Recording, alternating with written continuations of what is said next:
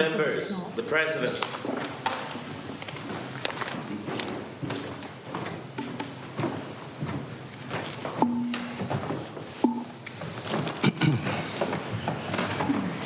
Orders of the day. Notice of motion number 15, Rodda Museum of Pathology apology. The Honourable Member for Nelson.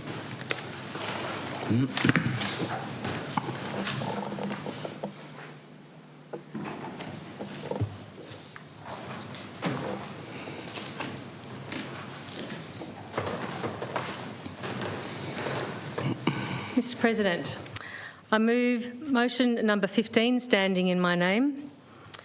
Before I do that, I want to acknowledge the deep pain and fear that this matter has stirred within our communities across Australia, including Tasmania. I recognise that many in our community may be carrying strong feelings as a result of this tragedy, and today's discussion may impact people sitting here in the House or those watching online. I strongly encourage anyone feeling overwhelmed, anxious or isolated to reach out for support, as there has been arranged support to be on hand today. For members of the public, there's a range also of free supports available to the community, including Access Mental Health, a mental health support triage and referral phone line delivered by the Department of Health Tasmania. It operates 24 hours a day, 7 days a week to support the Tasmanian community and make it easier to access the Tasmanian mental health system. Anyone in Tasmania can call Access Mental Health on 1800 332 388 for counselling and support over the phone. Other supports include Lifeline on 13 11 14 or Beyond Blue on 1300 224 636.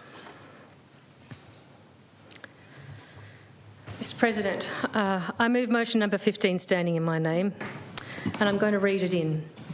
1.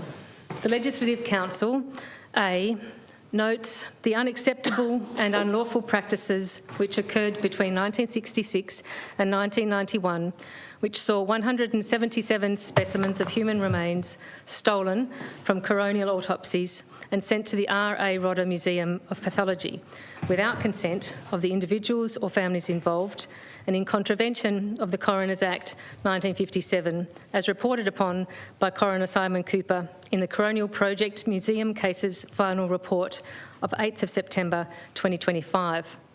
B, acknowledges the hurt and trauma endured by current family members upon the discovery their loved ones were subjected to these unacceptable and unlawful practices, and also acknowledges the additional hurt caused for many by the manner in which they discovered remains of their loved ones had been taken and in some instances displayed without their knowledge or consent.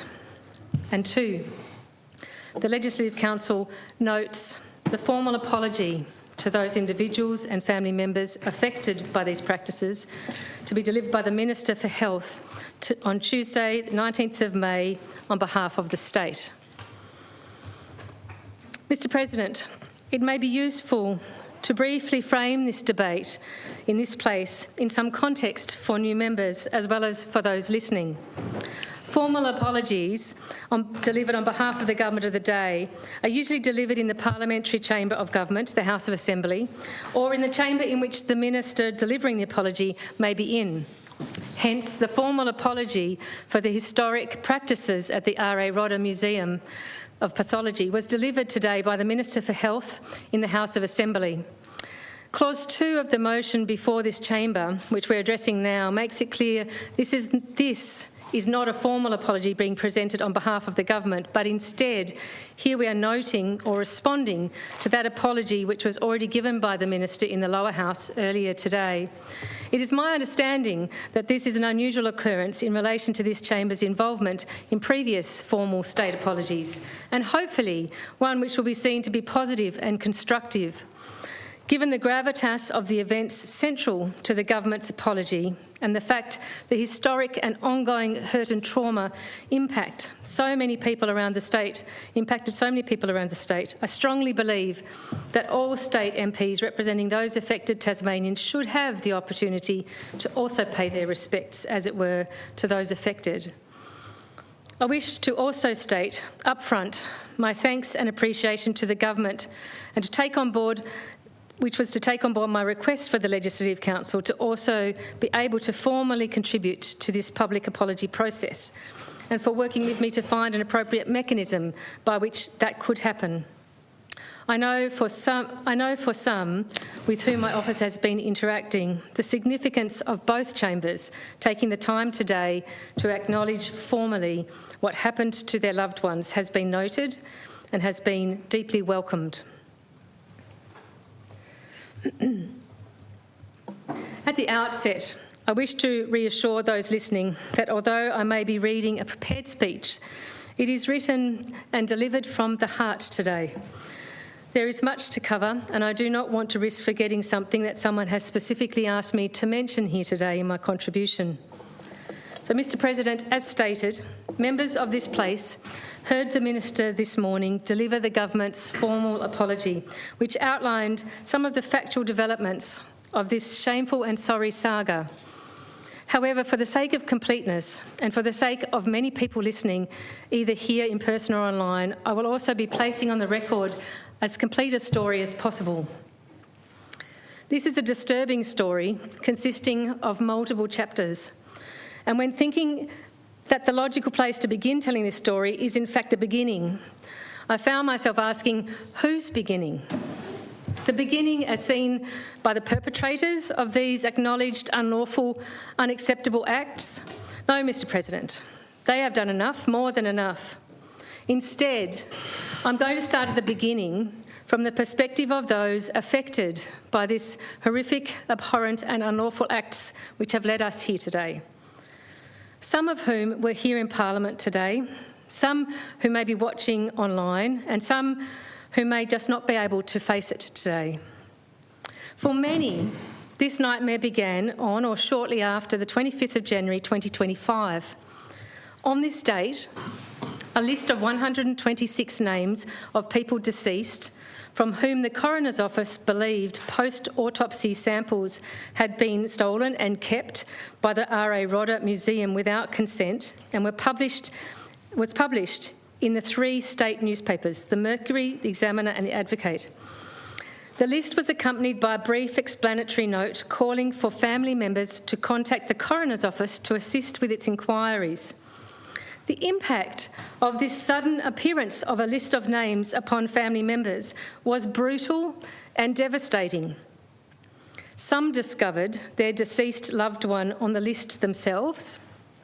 Others were informed by other family members or friends, while some only found out months later.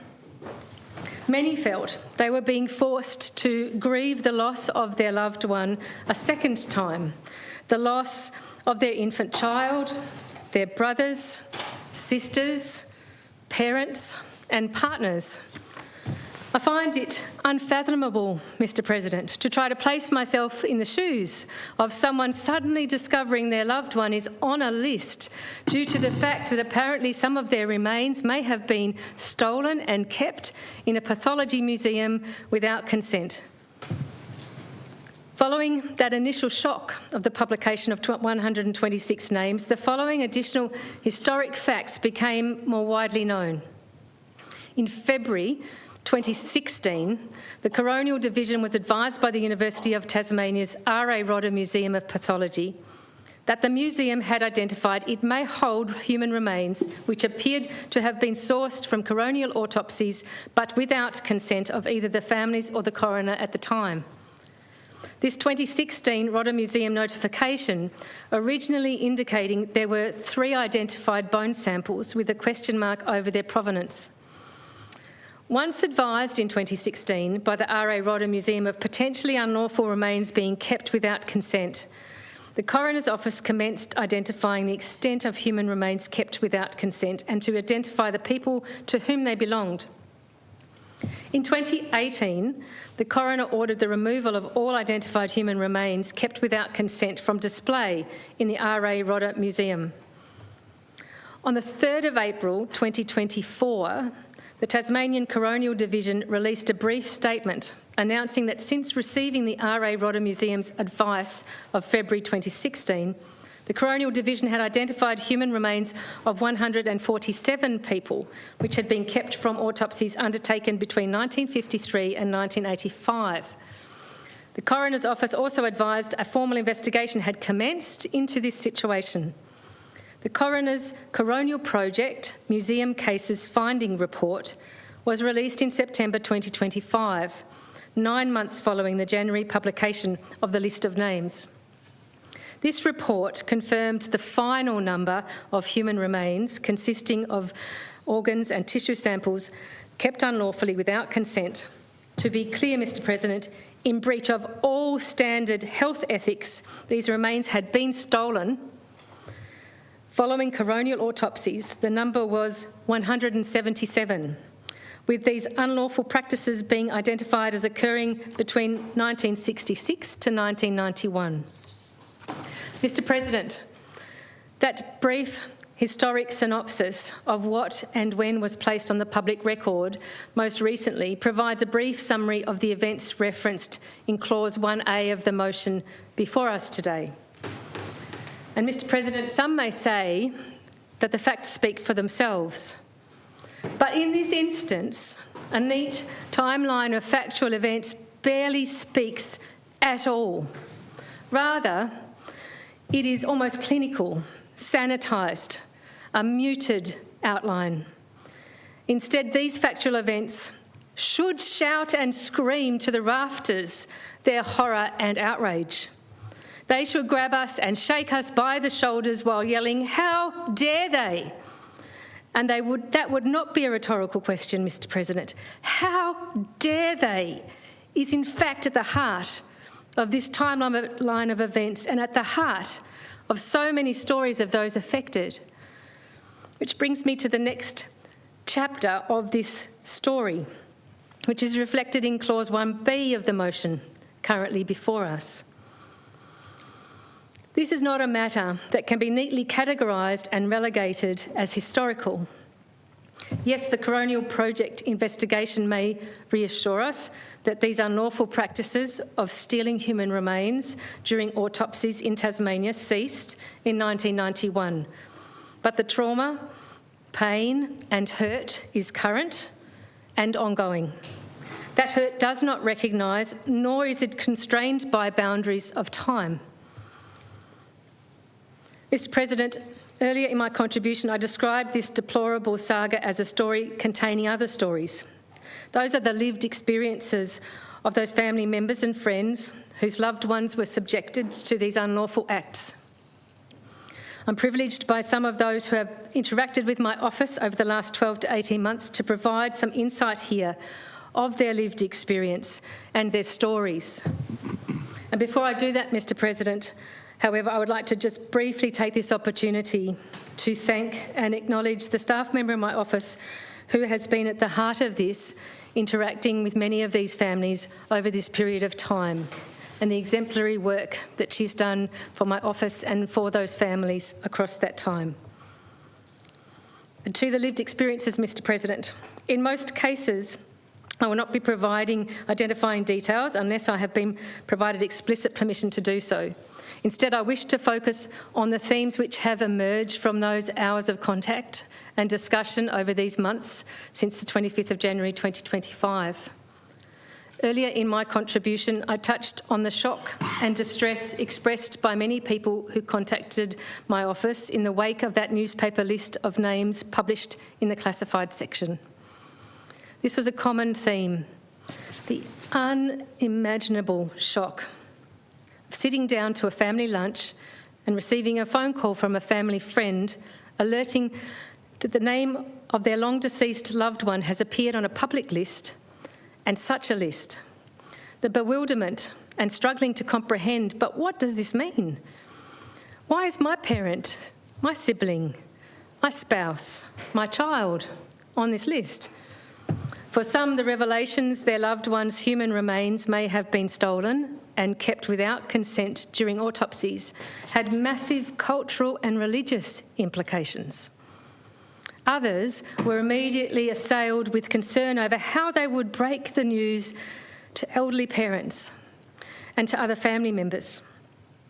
Repeatedly, I was told of traumatised people struggling to minimise inflicting trauma on parents or aunts and uncles in their 80s and their 90s, when having to take them through how and why their spouse or child is on that list. I heard people relive their original grief of losing their 19-year-old brother, their 13-year-old brother, their infant and toddler children, their teenage sister, their parents, their partners. And this grief was so fresh, Mr. President. One constituent who contacted my office and who has given me permission to outline her brother's situation stated this: "I'm happy to provide you the consent to describe my brother's fate, as that will contrast and highlight the fact he was unable to give his consent to what was done to him." Her 14-year-old brother was killed in a car accident in July 1976. And for some reason, someone in a position of authority decided to remove and keep some of this young boy's remains, to steal parts of him. As if the death of their 14-year-old son and brother was not bad enough, the circumstances of his accident are tragic and painful in themselves. He was what was referred to as a Wybra Hall boy. He was exposed to and suffered the horrendous abuse experienced by too many at that facility, and he and two of his mates decided to escape. It was during their escape attempt that the fatal accident occurred. And what his sisters and other family members still have to live with is that they had been told before his escape attempt that he would be released and home by Christmas, but they were not allowed to tell him. So for all these years, that family has been grieving over the fact their brother could still be alive if he was not so desperate to escape the appalling institutional abuse he was enduring, and feeling responsible for the fact that he didn't know he was soon to leave that cruel institution. And now their grief is compounded by this knowledge that an additional layer of institutional callousness was inflicted upon him in death. The toll of that living nightmare of these combined historic and recent failings inflicted upon this family is, quite frankly, unimaginable.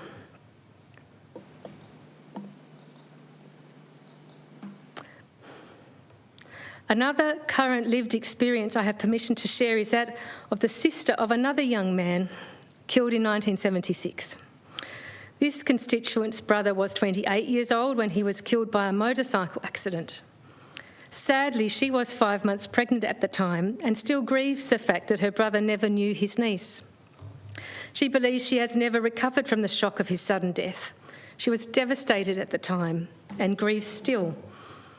Despite living in Tasmania, she discovered her brother was on the published list by a cousin living in Queensland, contacting her and sending her the details. When she contacted my office, she was still traumatised and bewildered why she hadn't been informed as next of kin. She desperately wished to have her brother's remains returned to her so they could be buried with him in his current resting place in Baghdad. So many failings in that heartbreaking story, Mr. President.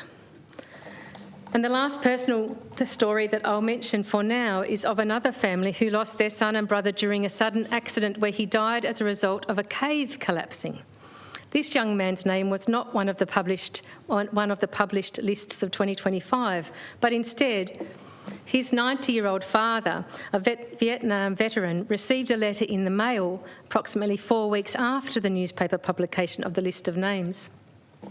This elderly father, was so distressed that his daughter, who contacted my office, has shouldered the burden of trying to understand what happened and why. She had also to explain to her 90-year-old father why the coroner declined their request to reclaim the stolen parts for reburial, which was part of her brother's lung.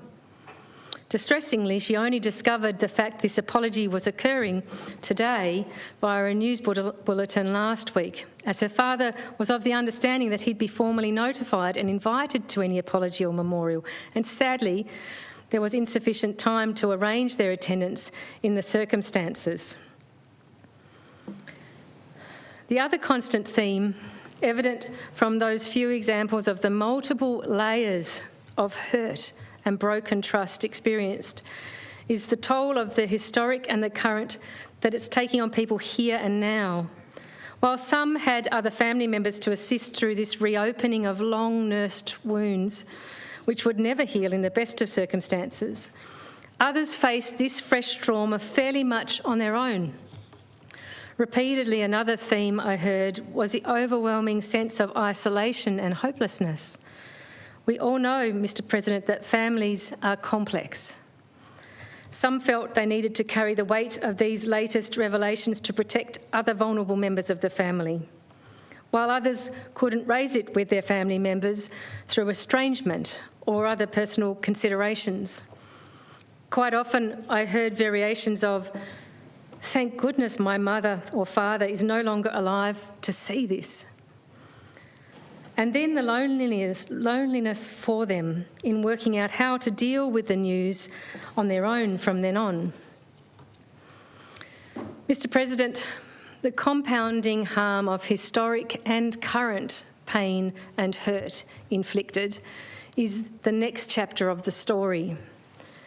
It highlights a significant point that was raised in Clause 1B of the motion before us in this chamber, and that is acknowledgement of the additional hurt caused for many current family members of both the manner in which they found out about these atrocious, unlawful acts and the subsequent failings of processes experienced since then.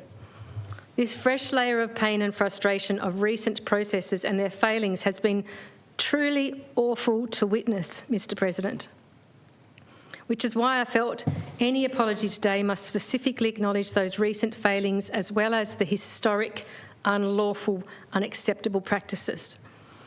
And I thank the Minister for taking on board that request as reflected in the apology given by Clause 4B of that formal apology delivered today in the Assembly and again highlighted in Clause 1B of the motion before this chamber. The newspaper advert of the 25th of January last year is a manifestation of a range of those non-trauma-informed current processes that have been so impactful. We also need to acknowledge that for many of the affected families, they didn't ever see the newspaper advert of the 25th of January 2025. As we've already heard, some had it brought to their attention by others, while some never saw it but were informed by letters arriving out of the blue. The themes voiced loud and clear in this context are, why wasn't I contacted privately? Why am I finding out this way? Repeatedly, we heard that family members with the same surname still lived locally, yet apparently they couldn't be found and contacted in a more trauma-informed manner than a public advertisement in the newspaper. I won't go into too much detail regarding how badly let down so many people feel about the manner in which they discovered their loved one had body parts stolen and kept by the Rodda Museum. The Coronial Project's findings report presents that steps were taken to attempt to identify living next of kin, but there remain very legitimate questions from family members who can't understand why it took so long, nor why it was apparently so difficult to locate them. I've heard of multiple instances where direct family members, particularly siblings with the same surname, live in the vicinity of the address published with their loved one's name. For example, current siblings live in the same farm address listed against the deceased named in the Coronial Project advert, but were not contacted directly. Other family members still living in a Sandy Bay address listed against their loved one's name in that same advert. This was not a one-off, sadly. It was a continual theme which I had heard and therefore expected that other members here might also have heard. Rightly or wrongly, Mr. President, that just compounds the sense of hurt and betrayal for people, that for some reason they and their family members were not considered worth the effort of a private, trauma-informed method of contact. A common theme across the many stories I have heard is the gut-wrenching distress as people struggled to absorb the revelations that the funeral of their child, their brother, their sister, mother, father, niece, nephew, did not bury them entirely. For some, For some, for who it was and continues to be a significant pilgrimage to regularly visit loved ones' resting places. Understandably, now they feel, in the words of one family, cheated. Now, the peace and solace they used to obtain from that personal, quiet pilgrimage has been permanently and profoundly wrenched from them. Now every visit reminds them that their loved one had been denied a fundamental dignity due to these unfathomable failings of our public institutions. It reminds them of the failure of the oversight and accountability mechanisms which should have protected them from these egregious and callous actions. It reminds them that they may never receive satisfactory answers as to how and why their loved one was chosen to have their dignity violated in this appalling manner by representatives of our public institutions we should all feel secure in believing only operate with the highest standards of ethical conduct, accountability and empathy. Again, in context of these statements contained in both the government's apology and also in the motion before this chamber, recognising the additional layers of hurt inflicted since January 2025, we must also acknowledge how hurtful and shocking it was and continues to be for many affected families to not have these stolen remains returned to them once identified. An important factor we cannot lose sight of is that those individuals listed in that January 2025 advert died in a manner which warranted an autopsy. That is an indication those deaths were unexpected, potentially suspicious and utterly traumatic for their families. For too many affected people who have been working for decades to rebuild their lives after the unexpected and traumatic deaths of loved ones, they have been shattered all over again. Not just by the discovery body parts were stolen, but that despite the theft being confirmed, they were unable to reclaim those parts. Too often, I heard instance after instance of people interacting with the coronial project processes, identifying when asked what their preferred option was regarding the eventual fate of their loved one's remains, that they wished for their return, to have that request denied. Some members may not be aware, but for most people involved in the processes last year, they were informed they had 10 days by which to advise their preference for what was to happen to their loved one's remains. For some, that involved deeply traumatic conversations with other family members. Some just couldn't face a decision within such an imposed deadline and now find themselves to have to live with the regret that they didn't respond in that time frame, perhaps. Some did their best to do so, but then discovered their stated preference was not considered practical or appropriate for whatever reason. Some merely wished to have the ashes returned to them should the remains be cremated, but were informed that due to the small size or nature of the retained sample, there wouldn't be sufficient ash to collect. Sadly, bitterly sadly, there were instances where people were unaware the time frame had expired, by which they were to advise their preferred option for their loved one's remains. And I'm aware of at least one instance where a request for an infant's remains to be returned was discovered too late, that the request had not been made in the expected or appropriate format or to the right entity. This mistake was discovered too late, Mr. President. It's grief upon grief. The last personal example I will raise during this debate is that of Mr. John Santee. Members will be aware of his family's story, as John has found the strength to speak publicly about the treatment of his brother, Tony Santee. But I will point out, those efforts have taken their toll. It's not easy to keep forcing yourself to not only relive the original loss, but also the pain since, not just in the privacy of your own head or home, but putting it out there publicly. And while John is capable of telling his own story, it is worth pointing out that his story is very instructive regarding the recent communication and process difficulties and failings, because although John did succeed in having his brother's brain returned to him and his brothers, it was not an easy or smooth process. In fact, it was incredibly hard. and it took its toll, and I'm sure it is still taking its toll. I can't claim to speak for people who found themselves let down yet again by our systems and processes in such a deeply personal and egregious manner, but I can be angry for them, shocked for them, and deeply upset on their behalf. It hurt to hear, and it hurt to watch, and I cannot fathom how badly it must have hurt to feel. Mr. President, I do not present these matters here now with the intent to shock or upset or be gratuitous in any way.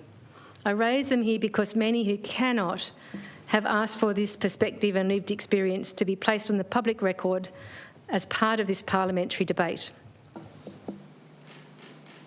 I acknowledge there are some affected people for whom grieving is a deeply personal and private process, and even some who do not want to know anything further about this matter, including today's apology. But for others, it is part of their equally personal grieving process to have it clearly acknowledged that their grief has been exacerbated not only by the historic practices recognised, but also the more recent and ongoing processes. The recent processes which have denied the return of the stolen body parts and have denied clear answers, options, and by doing so, denied respect.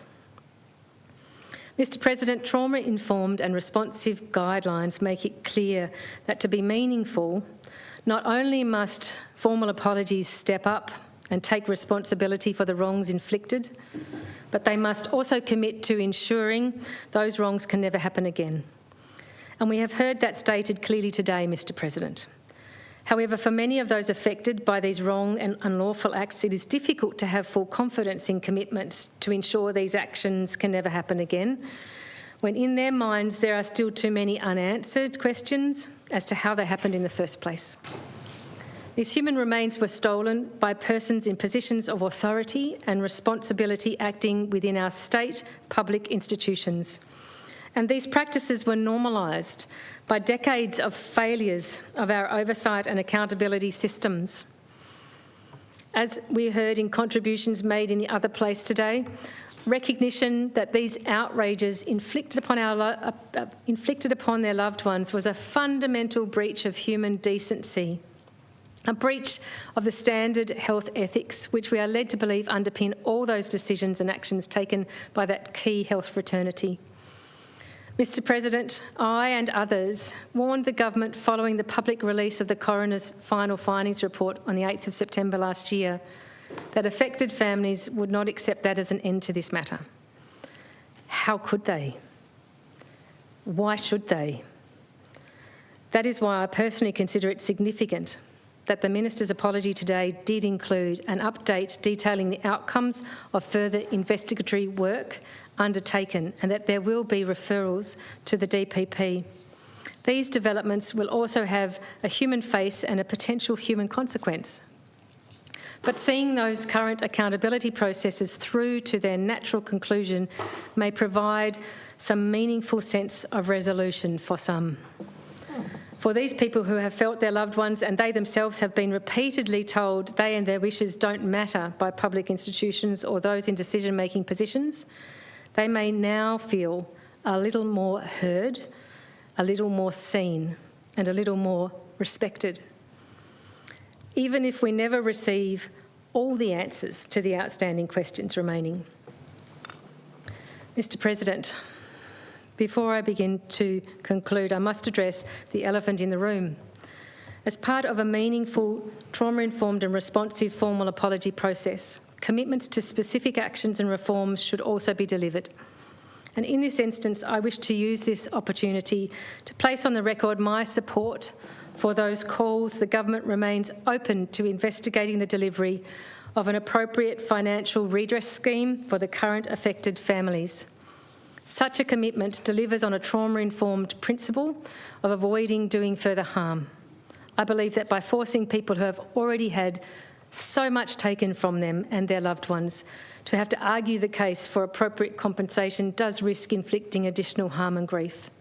We also know there is a relatively contained cohort of affected people, so an appropriate redress scheme for those impacted by the unlawful actions resulting in the stealing and keeping of human remains without consent will not necessarily involve large or unknown numbers of potential recipients. So I recognise that now is not the time or the place to prosecute this particular argument, but I will reiterate that such a forward step is both consistent with the principles stated in the government's apology of today and will also progress meaningful reparation for those to whom we are now apologising. Mr. President, to reiterate, this is a serious story comprised of many individual stories and none of which have a happy ending. However, hopefully there will be some sense of reclaiming a voice or restoring dignity, of reclaiming the consent that had been ignored by these historic, unlawful and wrong actions.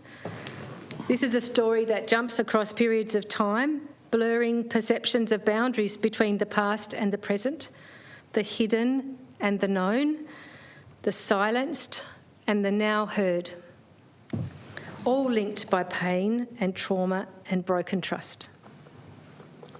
None of us here would argue that today's belated formal recognition will undo the trauma, hurt, anger, confusion and bewilderment. All we can hope is that today's apology provides recognition that what happened to people's loved ones was abhorrent, beneath us as a community and just plain wrong, and that the apology may lead to some sense of resolution, some sense of acknowledgement given and received, that it may provide people strength to move forwards and to heal. We should also be upfront and acknowledge today's apology may also provide people the strength to still explore other avenues of restitution which may be available, as they have every right to do. To conclude, Mr. President, I also wish to take this opportunity to thank and acknowledge the efforts of those Tasmanians who took the courageous step of asking questions following the publication of the 126 names in the newspaper advert on the 26th of January 2025, either by asking questions via my office, via other MPs' offices, through public authorities and in the media. To those people, you should never have been put in that situation. These events should never have happened to your loved ones. You should never have had to pursue justice and answers, let alone have to navigate the bureaucratic and nightmarish maze when doing so. We should not have needed to find ourselves here now offering and noting this formal apology from the government. But here we are. I know the apology which we are noting here will not be enough for some listening. For others, it proved too painful to even attempt to attend or listen. Here now, I offer my personal apology, an acknowledgement of your pain, grief, anger, and to add to the government's apology delivered in the Assembly earlier today, I also add my commitment to working for however long I have the honour to represent my electorate in this place, working to ensure lessons are learned, reforms are implemented, and this never happens again. I will work to ensure current and future state governments deliver on the commitments made in Clause 5 of the government's apology motion today that said this: the Tasmanian government to continue to be transparent, accountable and ethically responsible in all matters involving the care, custody and dignity of human remains, with robust legal, clinical and governance safeguards in place to prevent any recurrence of such practices. I also acknowledge, for those to whom it is important, your right to continue to seek further answers, accountability and redress. Mr. President, I commend the motion to the House.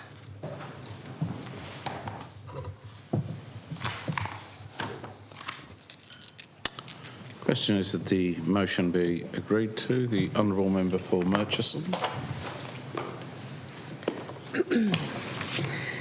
Mr President, I rise to make a quite brief contribution on this motion, and I want to thank Minister Archer, who's in the chamber with us tonight, for delivering a very thoughtful and sincere, in my view, I'm sure intended in her contribution, very sincere apology to the people who have been deeply impacted by this tragic situation.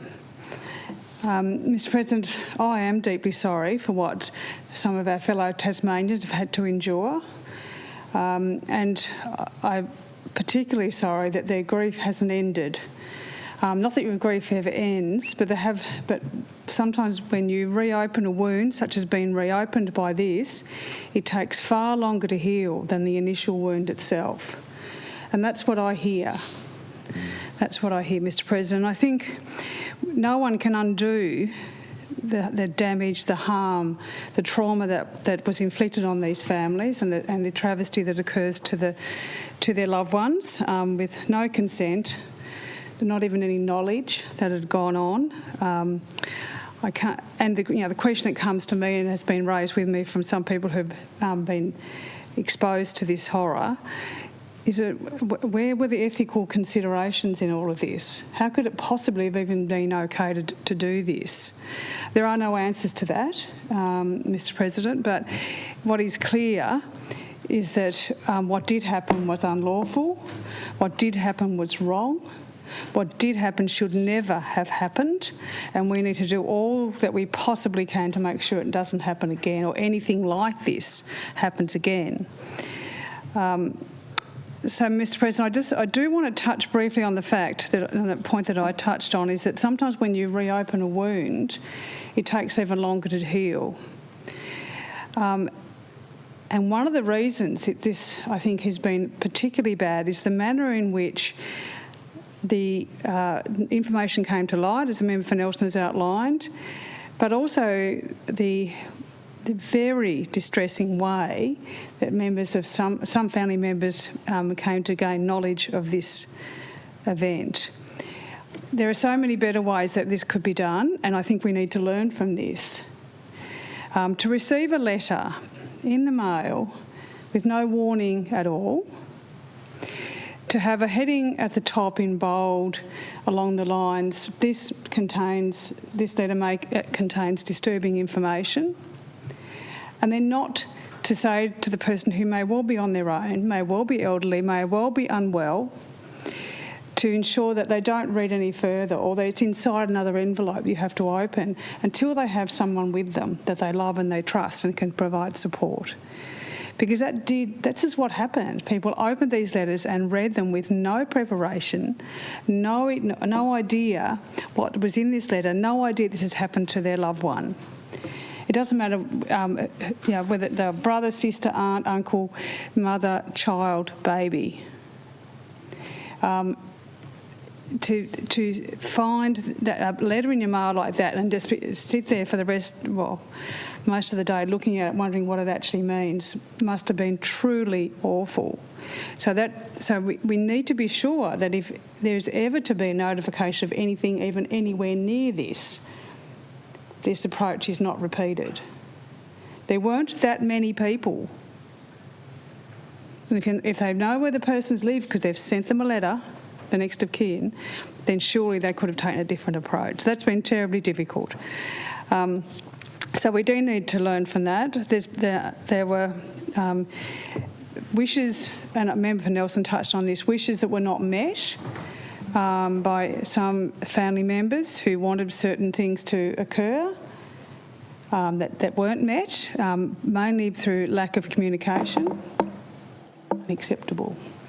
So I not only apologise and say I'm deeply sorry for what happened back in the 60s and 70s and 80s where the actual unlawful acts were undertaken, but also in the way this has been handled with the notification. I do appreciate the effort the Minister's gone to and the government have gone to make a very sensitive apology and to commit to further action to try and do whatever they can to assist people impacted by this. The loss of a loved one at any time is very difficult. The loss of a child is another thing altogether. And to be informed that something dreadful has been done to your child, I don't know how anyone actually gets over that. Well, they don't get over it, how they learn to live with it. So I think we need to be really clear that there's a lot of family members out there who are going to take quite a long time now to re-heal, to get to a point where they may have been before with a degree of closure or a degree of acceptance that certain event happened, whether it was a death of a husband, a wife, a sister, a brother, spouse, child, anyone. The period of healing now that is required is going to be at least as long, and possibly longer. So I think we as a parliament and certainly the government need to be aware that the provision of ongoing support for these families is going to be much longer than perhaps some people may think. So I do hope that we can continue to make sure these people do get the support they need, that if they continue to seek answers, that we do everything we possibly can to provide answers, and we do give people the time to heal and be really careful about how we continue to approach this issue, because it was a horror at the beginning, and some of the things some of the way this has been dealt with since it came to light has actually added to the trauma of some of these people. So I'm deeply sorry for both of those outcomes, but I do acknowledge the apology that was provided. I thank the government and the minister for taking it seriously, and I know that she will continue to do what she can to bring answers to those who are still seeking them, acknowledging that for some there are and never will be answers. Question is that the motion be agreed to. The Honourable Leader for the Government.